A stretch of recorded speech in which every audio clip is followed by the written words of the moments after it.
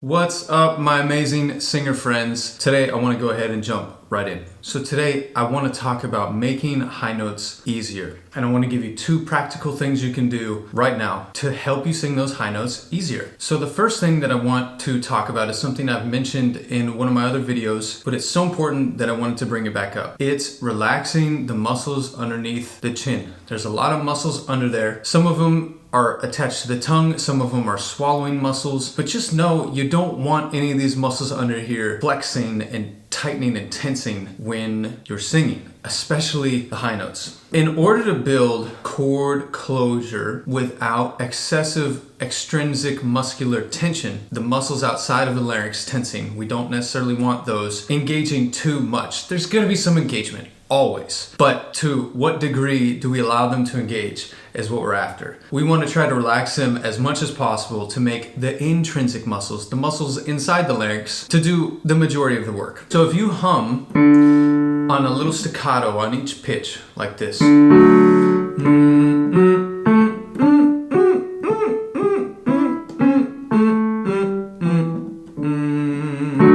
now, those top pitches for me, although it doesn't necessarily sound impressive when you're humming, it's still not falsetto. It's not up there. It's on a closed vocal cord. It's already closing in a mixed voice configuration in that high pitch. So once you can do that, you want to try and smooth it out into a legato hum like this.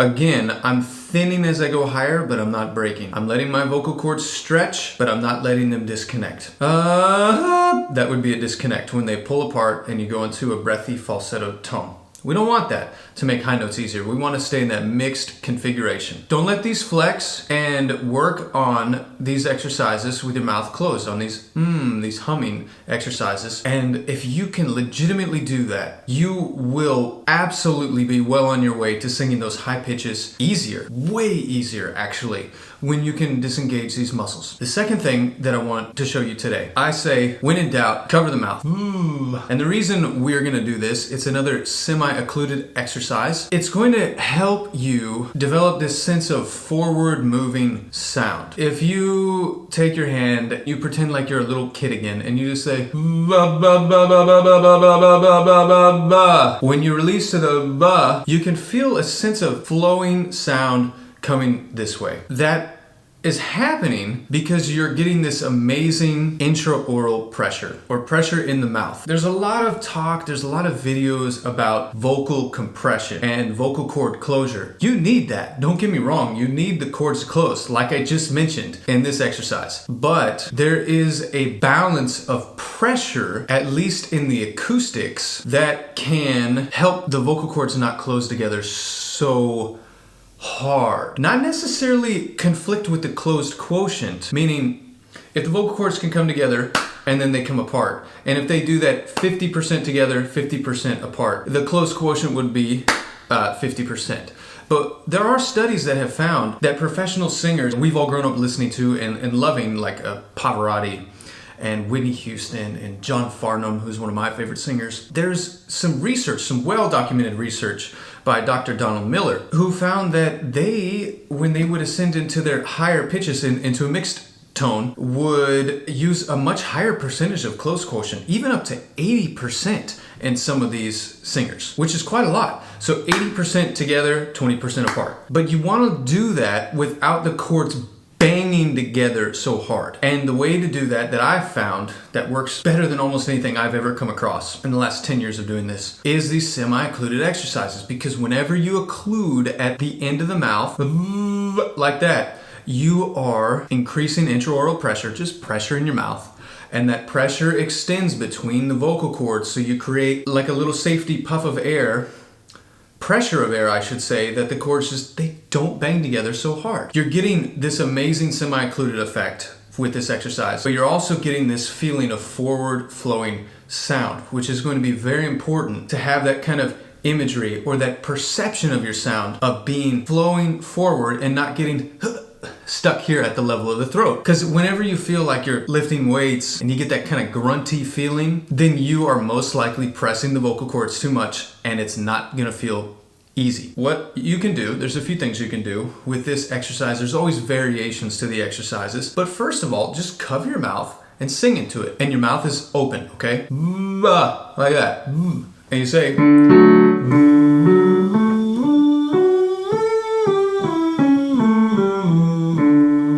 And I'm not flipping. I'm not saying... I'm not doing that. I'm staying connected from the bottom to the top. And again, allowing my vocal cords to find that mixed configuration, which these semi-occluded exercises tend to help you do. They tend to influence you out of a pure chest, and they tend to influence you out of a head voice, which is amazing, because if you can just do this,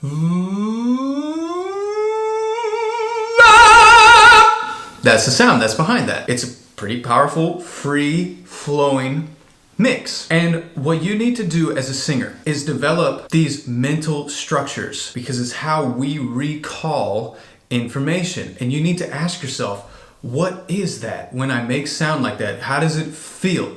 Where do I feel resonance? Do I feel like I'm getting trapped in my throat, or do I feel like it's moving forward and free flowing, which is usually a good sign if it is moving forward and it feels just like free flowing sound that's filling the room. That's what mine personally feels like when I do it right. When I do it wrong, I feel like I'm lifting weights and I get trapped in my throat by other muscles like the false vocal cords and other constrictor muscles that squeeze in on those vocal cords and prohibit free vocal cord vibration, which they need in order to sing high notes easy, and really anything easy. If you can get up there like that with these two exercises and say,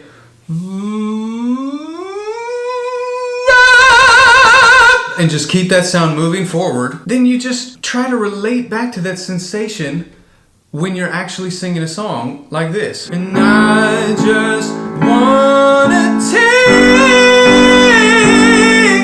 someone else's holiday, and sometimes the grass is greener, and someone else's sugar, someone else's sugar sweeter. Yeah. And I was trying the whole time to relate back to that just kind of free flowing sensation. Now, another thing you can do is monitor under here as you're singing the lyrics, just to see if there is tension. Of course, I can't do that and play piano at the same time, but you could just practice a cappella and say, wow, I'm really tensing under there. At least you know that that is a problem, but it's a problem that you're not stuck with. You can learn to keep these muscles from engaging when you're singing. And how do you learn to keep them from engaging? You have to practice. You have to practice this stuff. There's no way around it. Watch these muscles under here. When in doubt, cover your mouth. Get that sense of free flowing sound and that sense of the sound coming forward as you're singing and not getting trapped in your throat. It's just a perception, it's just an imagery, but it tends to help a lot if you can learn to feel that when you're singing high notes. So I hope these two exercises help some of you out there. Make sure you try them today. Let me know in the comments if they are helping. If you did like this video, please give me a thumbs up. And if you haven't yet, go ahead and hit subscribe to my channel so you can be notified when I release more videos like this. Until next time.